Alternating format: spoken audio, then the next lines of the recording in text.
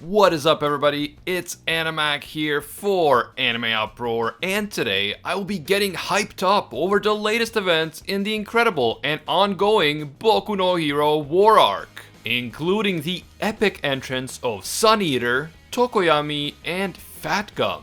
Not to mention the deadly showdown between Twice and Hawks that was just interrupted by an unhinged Dabi. Things are moving very quickly, and a top-ranked pro hero's life is now in direct and imminent danger. I can't wait to talk about it all right here. Before we get into it, a massive thank you to Bleach Immortal Soul for sponsoring this video. We just got the huge news that the Bleach anime will be returning in 2021. And if you're excited but you still need to get your Bleachigo fix in the meantime, check out Bleach Immortal Soul, the all-new RPG mobile game which is officially authorized and licensed by the Bleach Animation Production Committee. With this game, you can relive the classic stories of the Bleach anime featuring the original voice actors, and you can engage in exciting battles using all our favorite characters. You can unlock and collect all your favorite Bleach heroes, and you can use them to create amazing combo moves that really wreck the hollows. You can play story mode, player versus player, battle arena, and more. The game has strategy, action, and a ton of nostalgia. Check it out for yourself. The game officially launches on March 26th on both iOS and Android. You can redeem this special code for awesome bonus prizes. Just click the link in the description or go to patreon.me/BleachUproar. By trying out the game for free, you are supporting the Bleach official release and you are supporting this channel. So go ahead and check it out, patreon.me/BleachUproar, or click that link in the description. Please be advised that this video will contain Boku no Hero manga spoilers. I'm talking about the very latest events in the story, so please proceed with caution. You have been warned.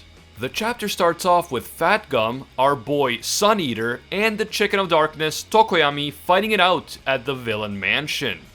Fatgum and Suneater confirm that all of the alternate exits that lead out from the mansion have now been blocked by the heroes. And so now the only way to exit the underground complex is through one of the 5 exits that go through the mansion itself. Since there are seemingly hundreds of villains currently located inside the underground complex just beneath the mansion, the heroes want to trap as many of them as possible underground. However, Cementos' quirk cannot reach these passageways, so it is up to the heroes to go in and block off as many passageways as possible. It is only now that we realize just how valuable Hawks' intel was for this entire mission.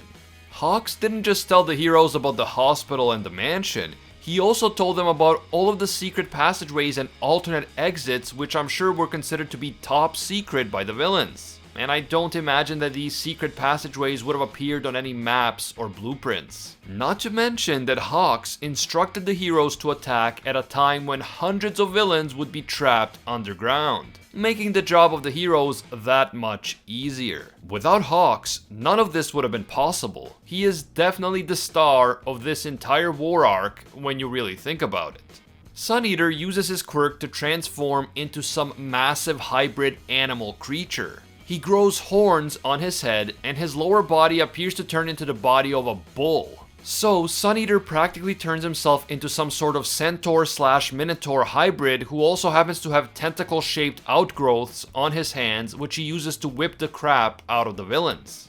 Let's be real, if I saw some guy with the body of a bull and with vines and tentacles popping out of his arms charging right at me, I would get out of there real freaking fast. Suneater is no joke. We've seen him transform before, but this vast hybrid chimera transformation is on a whole nother level from anything we've seen him do so far. This man definitely has the potential to become one of the most powerful pro heroes in Japan.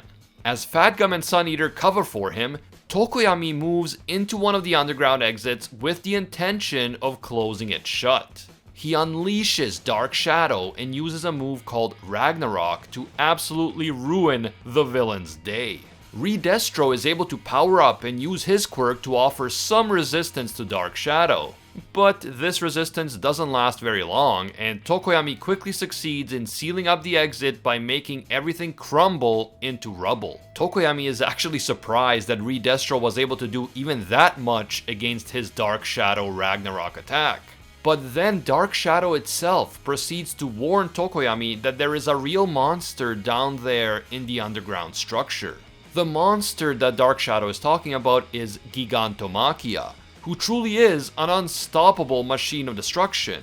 But Fatgum says that even though Gigantomachia is incredibly powerful, he most likely won't do anything. This is because Gigantomachia needs an order before he acts, and the people that give him orders, such as All For One, Ujiko, and Shigaraki, are all busy with their own problems at the moment. Then, in a hilarious twist, Fatgum stuffs Tokoyami inside his belly fat, presumably to protect him since Tokoyami is still just a first-year student. I have to say that Tokoyami looks adorable with only his head popping out of Fatgum's massive belly. It's so funny to see the brooding, dark, gothic Tokoyami looking like a cute little baby bird inside a nest of Fatgum's fat. But as funny as this looks, it does make sense. The heroes needed Tokoyami's powerful quirk to seal off one of the main exits from the underground to the mansion. But even though Tokoyami has an OP quirk, he is still an unexperienced student and not a pro hero. So with that in mind, the heroes still want to protect him as much as possible, even though they needed him to join them on the front lines. But in that moment, Tokoyami says something interesting, and something that has been bugging me for quite a while. He asks Fatgum, "Don't you think that this mission is going a bit too smoothly?"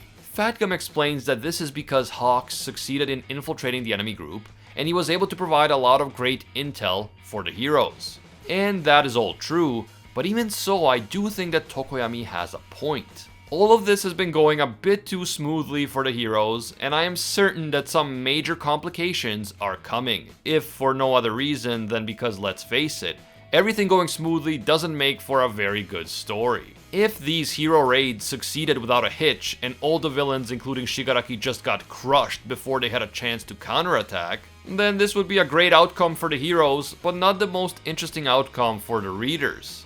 I am certain that the villains are about to get their footing and counterattack successfully, which will throw a major wrench into the plans of the heroes. Frankly, it's just a matter of time.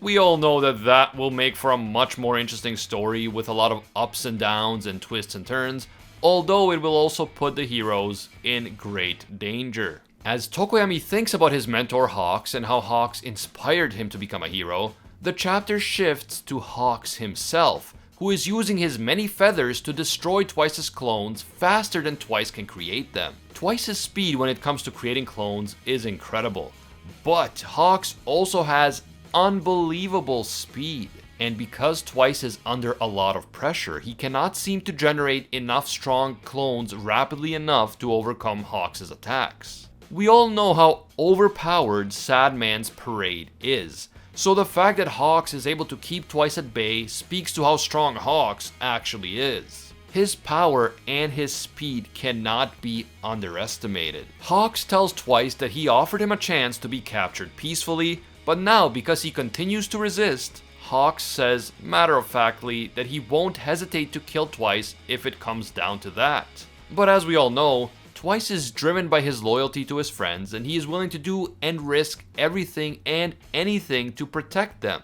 Twice even creates clones of his League of Villains comrades, but Hawks quickly dispatches them along with all of his other clones. Twice is furious, and he absolutely refuses to give up. And Hawks knows that a villain who never gives up is a hero's worst fear. Guys like that will never stop putting up a fight, and for villains like that, the only solution is to kill them. Damn, Hawks is a dark and very pragmatic character. It seems to me that most heroes are committed to always bringing the villains in alive, and the other heroes never even talk about the possibility of outright killing someone.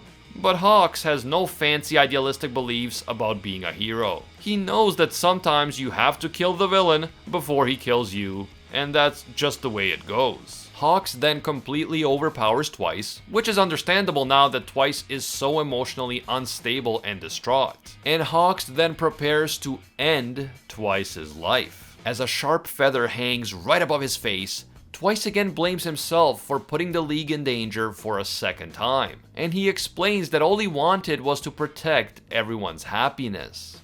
Hawks says that he will pass this message along to the League of Villains after Twice passes on. But just as Hawks is about to end Twice's life, Dabi shows up and blasts Hawks with his epic blue flames. Well, they're not blue in the manga since it's all black and white, but I could just imagine them being a searing, flaming blue. Dabi says that there is no need for Hawks to play the role of a messenger because he heard Twice's message loud and clear. And so Dabi proceeds to make some fried chicken right then and there. As Hawks lies injured on the ground, burned by Dabi's flames, Dabi stomps down on Hawks' head with his foot, and he asks Hawks how come he didn't see him coming. Didn't Hawks say that he doesn't make mistakes? And yet he didn't anticipate that Dabi would be here so soon. And that is how the chapter ends, with the tables turned and with Hawks' life now in imminent danger instead of Twice's. Wow. We all knew that Dabi was coming, we saw it in the previous chapter, but I don't think that any of us were prepared for the tables to be turned so drastically and so quickly. As I said, Dabi just made fried chicken in record time, and as I warned in my previous Boku no Hero video, Hawks might become the first hero to lose his life during this raid. It really seems to me like Dabi suspected that something was going on with Hawks. I don't think he knew for sure, but I also don't think that he just accidentally showed up in this precise moment, at this precise time, and just happened to stumble upon Hawks and Twice. Dabi was always suspicious of Hawks, ever since the beginning of Hawks' pretend partnership with the villains. Although to be fair, Dabi doesn't really trust anyone. Because of this distrusting nature, it is possible that Dabi secretly kept an eye on Hawks from the shadows, and so it is possible that Dabi sensed that something was happening with Hawks before any of the other villains realized it. This would explain why Dabi made his appearance in this specific moment in such a deliberate way, and why he expressed no surprise whatsoever at the fact that Hawks was attacking Twice. Dabi doesn't feel shocked or betrayed at learning that Hawks was a double agent who is now trying to kill Twice. Dabi just jumps into action right away and burns our young Icarus without a second thought. All in all, this chapter featured a ton of action and I enjoyed it a great deal. I love that we got to see Suneater and Tokoyami on the battlefield. Dark Shadow continues to be freaking awesome, and Ragnarok looks incredibly OP. I also thought that Fatgum holding Tokoyami inside his stomach fat was pretty damn precious, in a very manly, badass hero sort of way, of course. So, now it's time for you guys to tell me what you think is going to happen. Is Hawks going to be killed by Dabi? Or is another hero going to intervene and save Hawks right in the nick of time? Also, what is going through Dabi's mind right now? Is he even concerned about the hero raid, or does he have some sort of secret plan already in place? He certainly doesn't seem very worried or surprised to me, but then again, Dabi is not your average person, so who knows whether he actually has a plan or whether he just enjoys a good hero hunting challenge. We'll have to wait and see. If you enjoyed this video and you want us to keep it going, please leave a like to let me know. It really does help. And if you happen to be new to AnimeUproar, please don't forget to subscribe and hit that notification bell to turn on all notifications. Don't forget to check out our epic sponsor, Bleach Immortal Soul. Just click the link in the description and try the game out for free to enjoy the Bleach awesomeness. As always, thank you guys so much for watching, and until next time, see ya, Space Cowboys.